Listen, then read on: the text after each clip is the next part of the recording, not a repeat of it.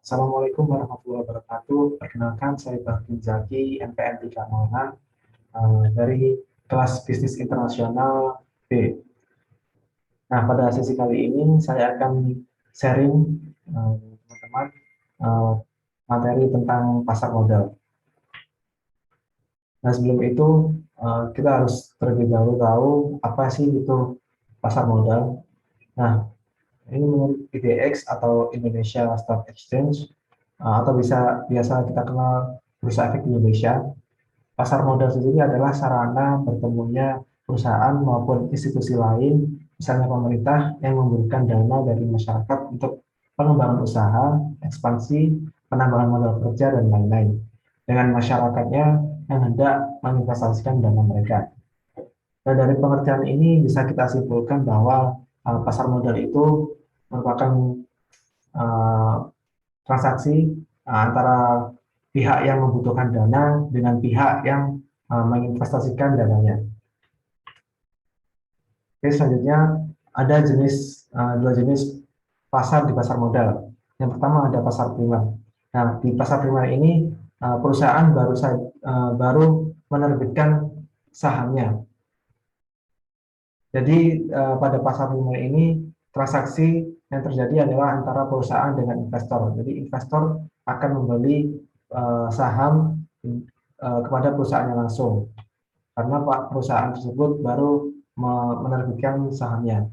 Nah, lagi dengan pasar sekunder ini bisa dikatakan sebagai lanjutan dari pasar primer. Jadi ketika seorang investor yang telah membeli di pasar primer, yang membeli saham langsung ke perusahaannya, mereka akan melanjutkan transaksinya di pasar sekunder. Jadi pemindah tanganan saham itu akan terjadi di pasar sekunder.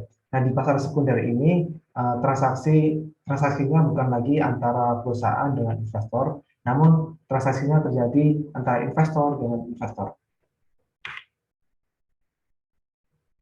Dan adapun manfaat dari pasar modal ini, yang pertama sumber pembiayaan perusahaan.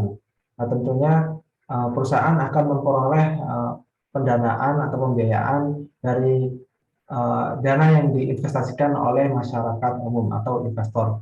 Kemudian ada yang kedua, sarana untuk masyarakat dapat berinvestasi pada instrumen keuangan. Jadi masyarakat berkesempatan untuk menginvestasikan dananya untuk diinvestasikan ke instrumen-instrumen keuangan. Kemudian yang ketiga ada penyebaran kepemilikan perusahaan. Nah, masyarakat juga bisa berkesempatan dalam berinvestasi seperti misalkan saham. Masyarakat ini juga bisa berkesempatan untuk menjadi bagian dari perusahaan tersebut. Kemudian ada keterbukaan atau transparan dan profesionalisme. Jadi di mana perusahaan yang memerlukan dana dari masyarakat umum tentunya harus melampirkan atau menginformasikan laporan keuangannya. Jadi laporan keuangan ini berguna untuk investor, di mana investor akan menganalisis laporan keuangan itu untuk memutuskan apakah dia akan menginvestasikan dananya ke perusahaan tersebut. Kemudian ada beberapa produk pasar modal. Yang pertama ada saham.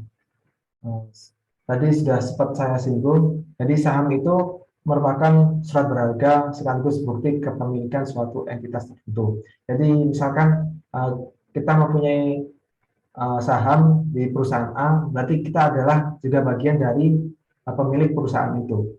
Kemudian yang kedua ada obligasi. Obligasi ini merupakan surat utang yang berisi perjanjian antara suatu entitas sebagai peminjam dana dan investor sebagai yang meminjamkan dana. Nah, di sini sudah jelas bahwa obligasi itu adalah bisa dikatakan surat utang ya. Jadi investor akan meminjamkan dananya dan perusahaan akan memperoleh dana itu, dan investor ini akan memperoleh pokok pengembalian dari dana yang mereka pinjamkan ke perusahaan beserta dengan kupon atau fee atau bunganya. Kemudian yang ketiga ada reksadana. Nah, reksadana ini merupakan wadah atau penghimpun dana masyarakat yang nantinya akan dikelola oleh manajer investasi untuk diinvestasikan di instrumen keuangan.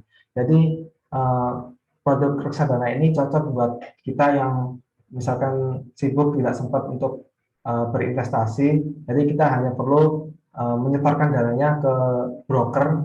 Jadi broker itu uang kita nanti akan dikelola oleh manajer investasi untuk diinvestasikan ke instrumen-instrumen keuangan. Kemudian yang terakhir ada derivatif. Jadi derivatif ini merupakan suatu kontrak atau perjanjian yang nilai atau peluang keuntungannya terkait dengan kinerja aset lain. Nah, aset lain ini biasa disebut sebagai underlying asset. Nah, produk pasar modal yang berupa saham. Nah, ketika kita memilih untuk berinvestasi di saham, tentunya kita akan mendapatkan keuntungan. Nah, keuntungan yang pertama ada dividen. Jadi, dividen ini adalah bagian keuntungan yang diperoleh perusahaan uh, kepada pemilik saham perusahaan tersebut. Nah, jadi dividen ini akan diputuskan dan akan dibagikan setelah rapat umum pemegang saham atau RUPS. Dan yang kedua ada capital gain. Nah, kita juga bisa mendapatkan keuntungan dalam berinvestasi saham melalui capital gain. Capital gain ini adalah selisih harga saham, selisih harga jual saham. Jadi ketika kita misalkan membeli saham 50.000 satu lotnya, kemudian seminggu kemudian atau beberapa bulan kemudian kita menjualnya dengan harga yang lebih tinggi dari harga beli, kita bahkan 100.000 per lot. Jadi selisih dari harga beli dan harga jual itu merupakan capital gain. Nah, di sisi lain dari keuntungan yang akan kita peroleh dari investasi saham, ada pula risiko yang akan kita tanggung. Seperti yang pertama, capital loss. Nah, capital loss ini bisa dikatakan sebagai kebalikan dari capital gain. Capital loss ini juga merupakan selisih harga saham. Namun, selisih harga jual itu lebih rendah dari harga beli saham yang kita beli. Kemudian ada risiko likuidasi.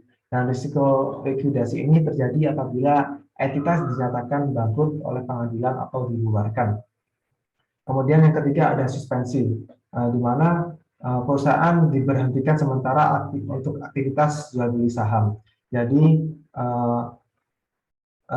ketika kita memiliki saham di satu perusahaan dan perusahaan itu ternyata disuspensi atau dihentikan sementara, kita tidak bisa menjual ataupun membeli saham perusahaan tersebut untuk sementara waktu. Nah, adapun analisis yang digunakan untuk kita berinvestasi di produk saham ini. Yang pertama ada fundamental. Nah, di analisis fundamental ini, investor akan memutuskan apakah dia melakukan investasi dananya ke perusahaan ini dengan membaca kinerja laporan keuangan laporan perusahaan tersebut. Jadi investor akan dengan mudah mengetahui apakah seberapa besar sih pengembalian modal yang dimiliki oleh perusahaan, seberapa besar sih laba yang diperoleh perusahaan setiap tahunnya ataupun setiap bulannya. Kemudian yang kedua ada technical analysis, yaitu membaca atau menganalisis pola pergerakan saham suatu perusahaan. Dan saham-saham ini ada dibagi menjadi dua ya, jadi ada saham biasa dan saham preferred. Saham biasa ini sesuai namanya, saham ini tidak memiliki hak yang istimewa. Jadi berbeda dengan saham preferred.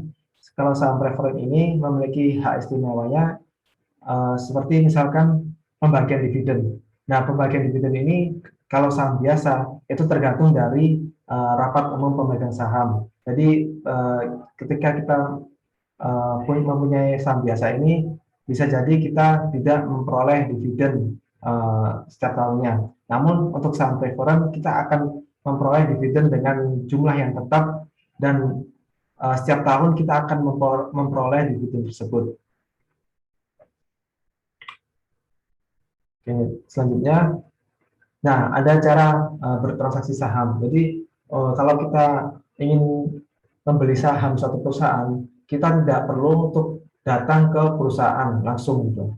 Jadi ada perantaranya yang biasanya bisa disebut kita dengan sekuritas. Ya. Jadi sekuritas ini adalah untuk uh, perantara untuk investor membeli saham suatu perusahaan, karena tugas dari sekuritas ini untuk mencatat kepemilikan perusahaan investor, dan juga sekuritas ini juga berfungsi untuk memastikan juga apakah dana yang kita investasikan ke perusahaan tersebut aman. Nah, selanjutnya untuk obligasi. Nah, jika kita memilih berinvestasi di instrumen obligasi ini, ada pun keuntungan yang kita peroleh. Yang pertama ada fixed income. Jadi obligasi itu kan surat utang ya. Jadi kita meminjamkan dana ke entitas, nanti entitas akan membalikan dana tersebut beserta membalikan dana tersebut yang bisa dikenal sebagai pokok dan bunganya atau kuponnya. Kemudian yang kedua ada capital gain. Nah, sama seperti saham, surat utang atau obligasi ini bisa kita pindah tangankan. Jadi kita bisa memperoleh selisih harga jual yang lebih tinggi dari penjualan obligasi ini. Nah, di sisi dari keuntungan ketika kita berinvestasi obligasi, adapun resiko yang akan kita tanggung.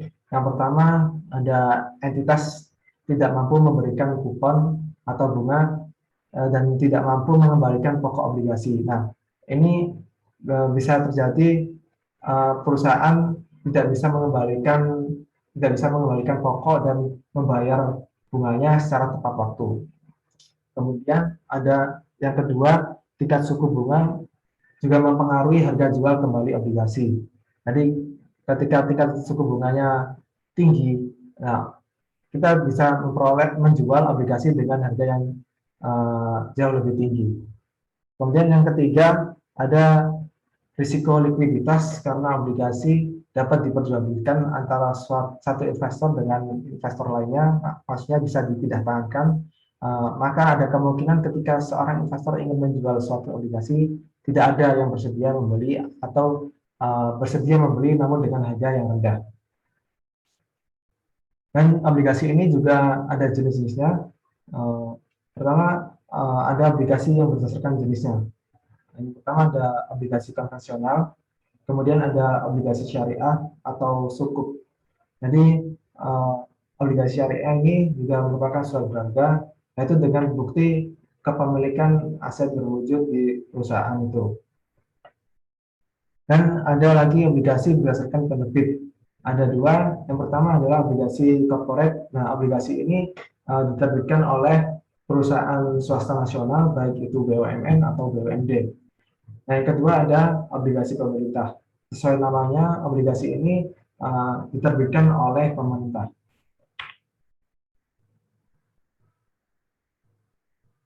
Nah, bagaimana sih cara kita berinvestasi obligasi atau cara membeli obligasi? Nah, untuk membeli obligasi kita bisa melalui dua pasar ya. Di sini ada pasar perdana.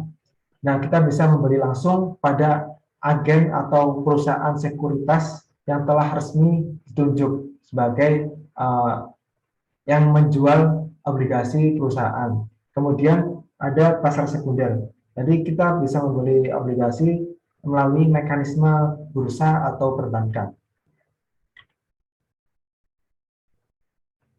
Nah, untuk produk pasar modal yang ketiga ada reksadana. Di sini ada jenis-jenis reksadana ya. Yang pertama ada reksadana pasar uang. Nah, di reksadana pasar uang ini menerapkan bahwa 100% dana investor ini akan dikelola di pasar uang, seperti misalkan deposito. Nah, dan jangka dari reksadana pasar uang ini berjangka kurang dari 1 tahun. Kemudian yang kedua ada reksadana pendapatan tetap, di mana 80-100% dana masyarakat yang dihimpun ini akan dikelola di pasar modal, yaitu berupa obligasi. Kemudian yang ketiga reksadana saham, sama dengan reksadana pendapatan tetap ini, pendapatan tetap tadi, bahwa 80-100% dana yang dikelola oleh manajer investasi ini akan diinvestasikan di pasar modal yang berbentuk saham. Kemudian yang terakhir ada reksadana campuran, yaitu campuran dari ketiga jenis reksadana tadi. Ada reksadana pasar uang, pendapatan tetap, dan reksadana saham. Dan adapun keuntungan yang kita peroleh ketika kita memilih investasi reksadana ini. Yang pertama, investasi akan dikelola oleh manajer investasi.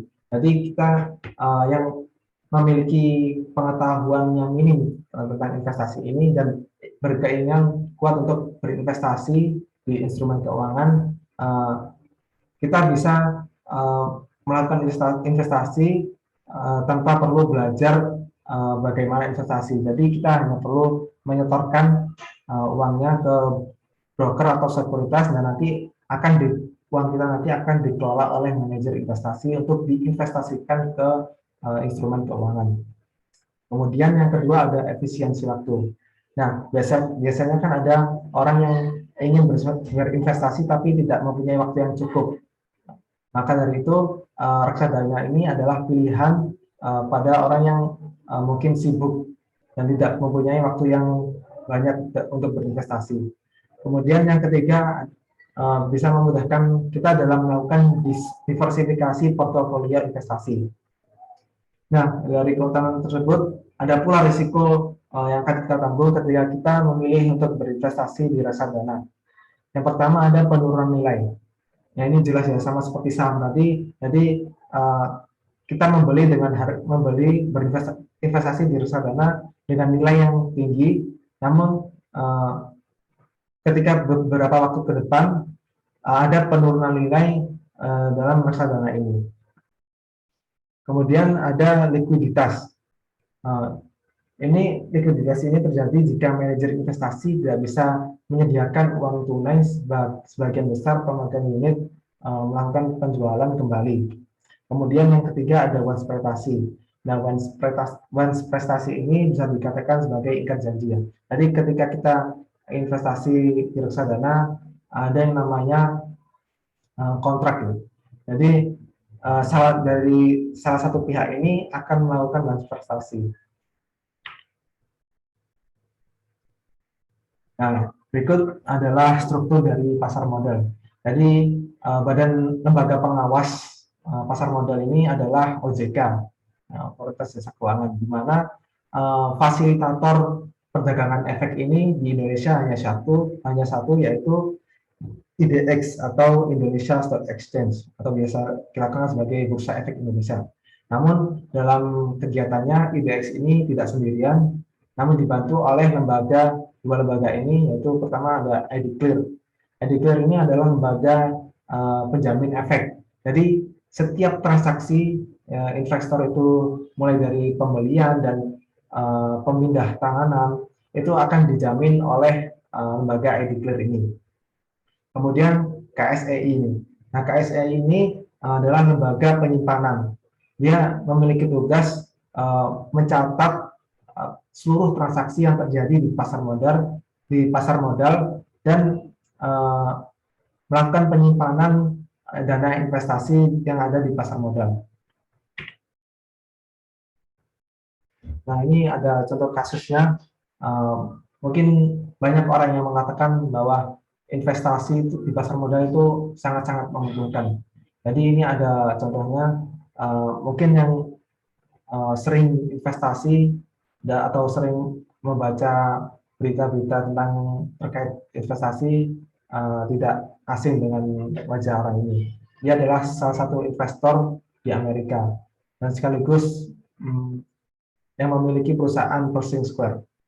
Nah, Bill Ackman ini menghasilkan pengembalian 100 kali lipat dari lindung nilai. Dan pada awal-awal corona COVID-19 di Amerika, Bill Ackman ini khawatir terkait adanya virus COVID-19 yang tidak terkendali di Amerika. Dalam melindungi hartanya, dia menginvestasikan rela mengeluarkan uang yang besar senilai puluhan juta US dollar untuk diinvestasikan ke perusahaan-perusahaan yang dia pilih. Jadi dengan pengetahuan investasinya, dia bisa memperoleh pengembalian 100 kali lipat yang awalnya 27 juta US dollar menjadi 2,6 miliar US dollar. Nah, inilah mengapa investasi di pasar modal itu sangat-sangat menguntungkan. Dan tentunya pastinya disertai juga dengan pengetahuan yang baik terkait dengan investasi. Karena jika kita tidak memiliki pengetahuan yang cukup untuk berinvestasi, kita juga akan bisa rugi di situ. Nah, sekian presentasi dari saya. Apabila ada salah kata dan kesalahan, saya mohon maaf sebesar-besarnya. Wassalamualaikum warahmatullahi wabarakatuh.